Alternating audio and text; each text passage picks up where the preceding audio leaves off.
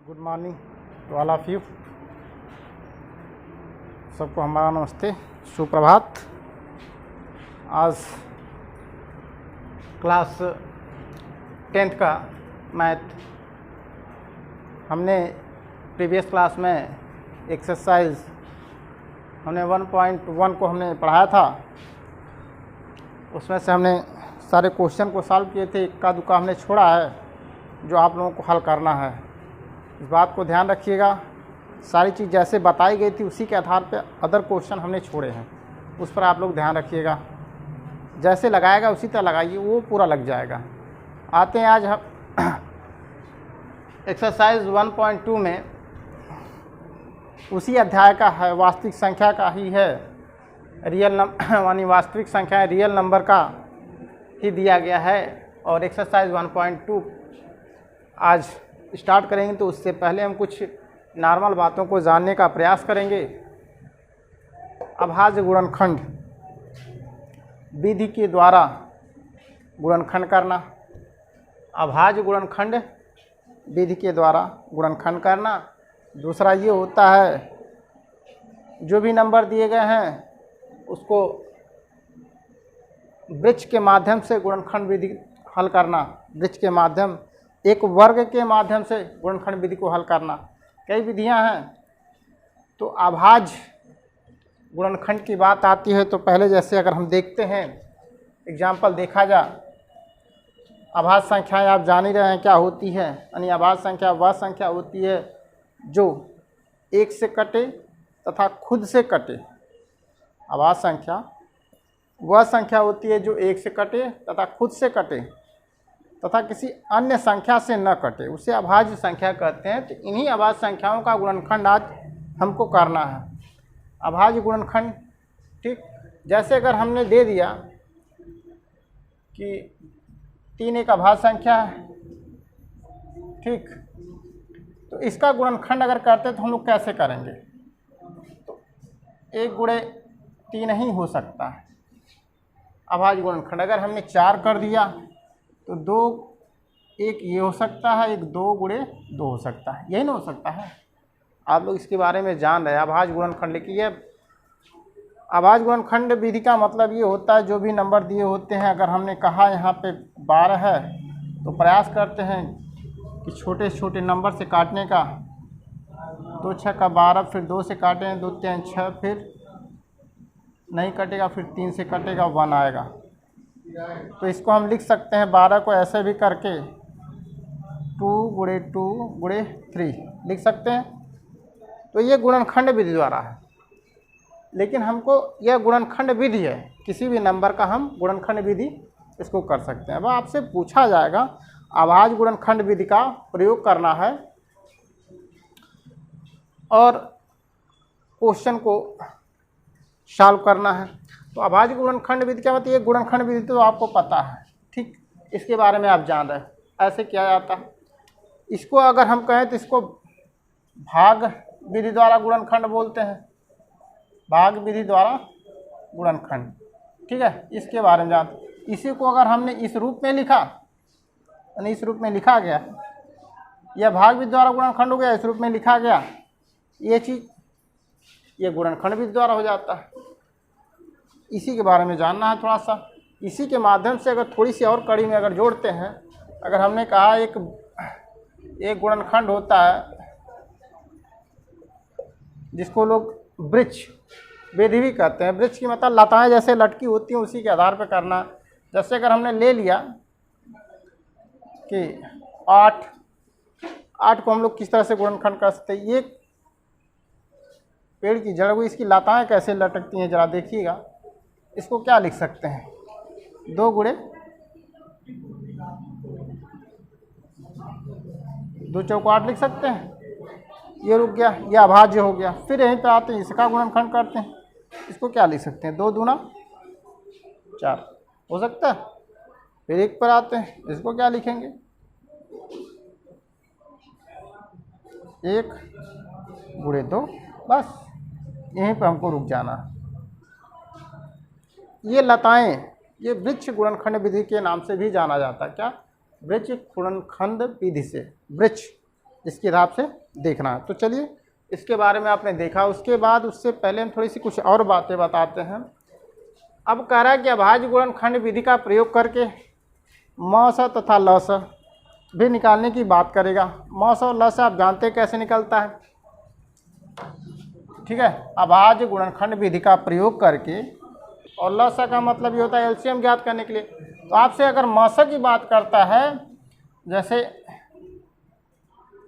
5 और 6 दो नंबर लेते हैं, 5 का गुणनखंड करते हैं तो 1 गुणे 5 होता है, इसका खंड करते तो 1 गुणे 2 गुणे 3, इतना होगा। अब इसमें से अगर म स ज्ञात करना होगा, यानी HCF हाईएस्ट कॉमन फैक्टर, तो क्या निकल के आता है। तो अभाज्य गुणनखंड का म स ज्ञात करना, तो म स का मतलब क्या होता है, जो इन दोनों नंबरों में जो कॉमन होगा वही होता है आपका क्या होता है। देखिए एक नंबर 1 मिल रहा है, एक तो उस तरह से भी होता है सब में। 5 और 2 मिल रहा है, नहीं मिल रहा। 3 मिल रहा है, नहीं मिल रहा। तो आपका ये हो गया 5 और 6 का म स कितना हो गया 1। ये आपका म स ज्ञात करने की। दूसरे पे आते हैं ल स। अगर इसी से आप पूछा जाए, इसी नंबर का अगर ल स पूछा जाए, ल स पूछा जाएगा तो एक जो म स होता वो तो रहबे करेगा, जो म स होता वो तो रहेगा। बाकी अदर कोई नंबर अगर नहीं मिलता है कॉमन में, तो सबको आप लोग क्या करेंगे, उतार लेंगे। जैसे 5 दिया गया, फिर गुणे 2 हो गया, फिर गुणे 3 हो गया, सबको मल्टीप्लाई करते हैं। 3 दूना 6, 6 पचे 30, 30 से कम 30। ये ल स हो गया, ठीक है। LCM lowest common multiple, lowest common multiple.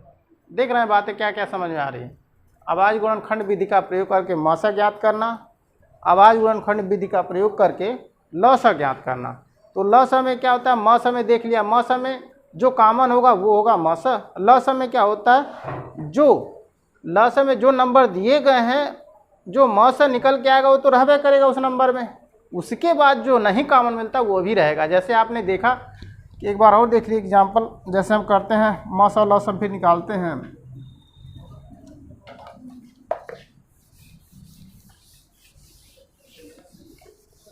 देखा जाएगा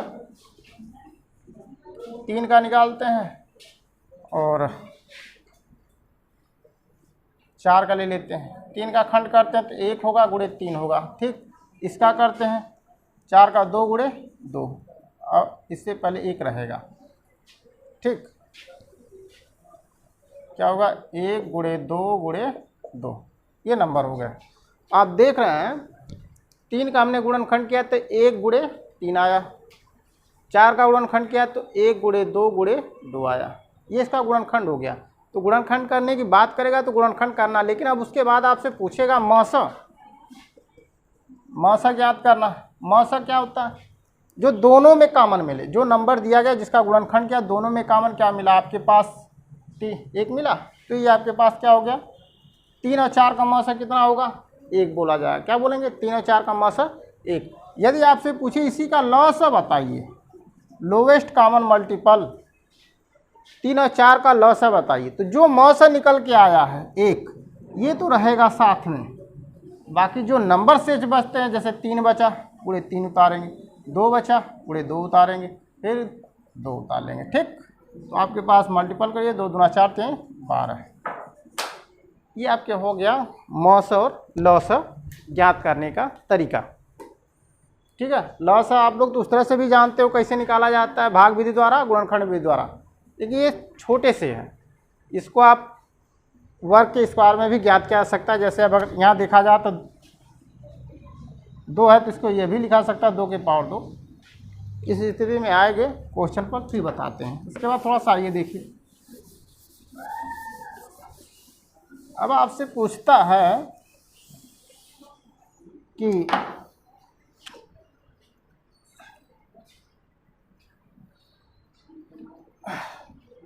दो संख्या का गुणनफल ल स गुणे म स के बराबर होता है।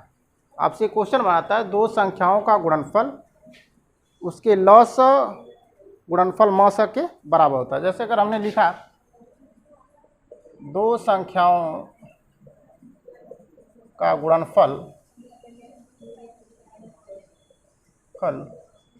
उसके लॉस गुणे मॉस के बराबर होता है। ये आपके पास दो संख्या कोई भी ले लीजिए, एक मान लीजिए ए ले लिया, एक ले लिया बी ले लिया, दोनों का गुणनफल लॉस और मौसा के क्या होते हैं, बराबर होते हैं। ये दिमाग में रखिएगा। अभी आपसे क्वेश्चन यही बनेगा,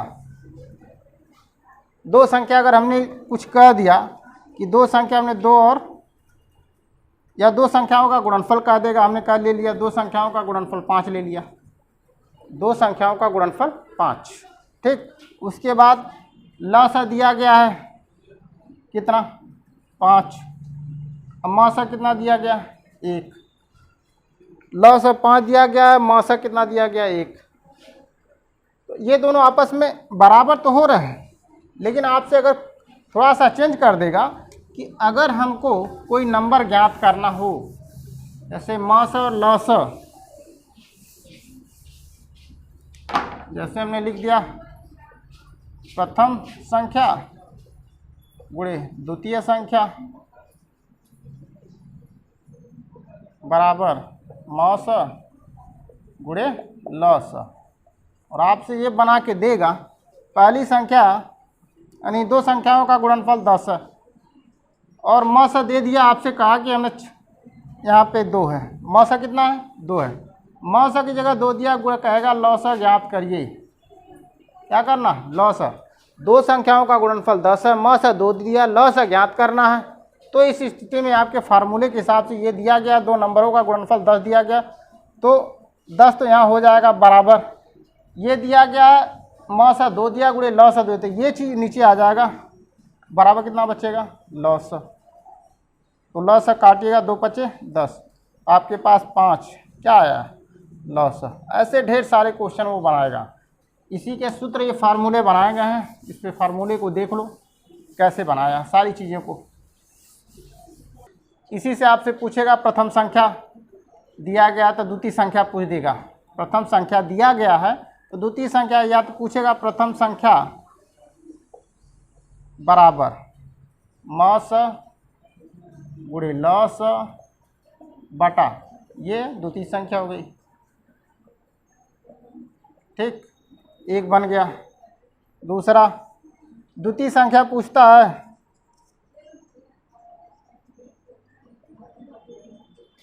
मौस गुणे लॉस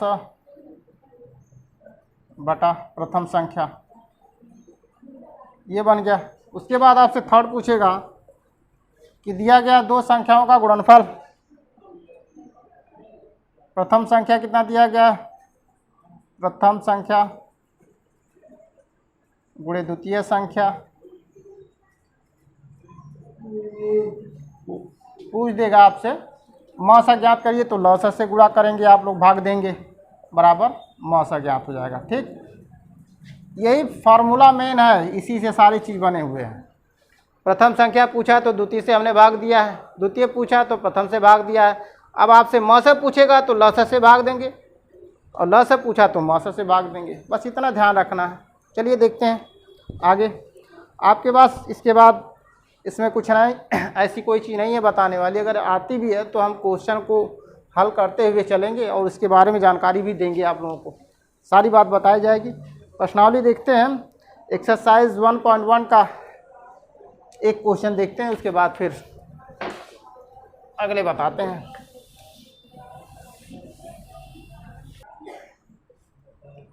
संख्याओं को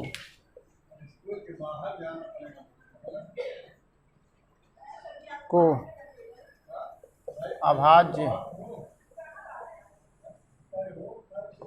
गुणनखंडों के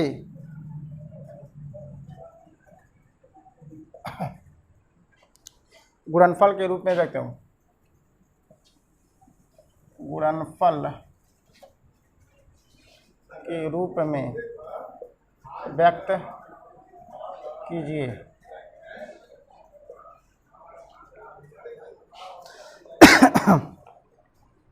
कह रहा है नंबर 1 पर दिया गया 140 दूसरा दिया गया है 156, फिर थर्ड दिया गया है 3800, 225। इसके बाद भी नंबर दिए गए हैं, आप देख लीजिएगा उसको। चलिए देखते हैं, एक हम बताते हैं, बाकी आप लोगों को उसी के आधार पर करना है, ठीक है। क्वेश्चन का आंसर देते हैं। 140 लेते हैं नंबर। अब देखिए ध्यान से, निम्नलिखित संख्याओं को अभाज्य गुणनखंडों के गुणनफल के रूप में व्यक्त करना। अभाज्य गुणनखंडों के गुणनफल के रूप में व्यक्त करना है। क्वेश्चन को जरा सा समझिएगा। यहाँ पे निम्नलिखित संख्याओं को अभाज्य गुणनखंड के गुणनफल के रूप में व्यक्त करना। तो आइए जरा सा देखते हैं 140 का जरा सा अपने तरीके से आप लोग जैसे हल करते थे भाग विधि द्वारा, उसको निकालते हैं जरा सा। 2 सत्ते 14, 2 से भाग देते हैं, 2 3 6, 2 5 10, फिर 2 से करते हैं, कटेगा नहीं कटेगा, फिर 5 से करते हैं, 5 सत्ते 35, फिर 7 एकम 7, ठीक है। आते हैं अब इसको, ये भाग विधि द्वारा था, गुणनखंड करना था। यह अब गुणनफल जरा सा देखिए गुणनखंडों, जिससे निकल के आया 2 गुणे 2 हो गया, ठीक। फिर गुणे 5, फिर गुणे 7,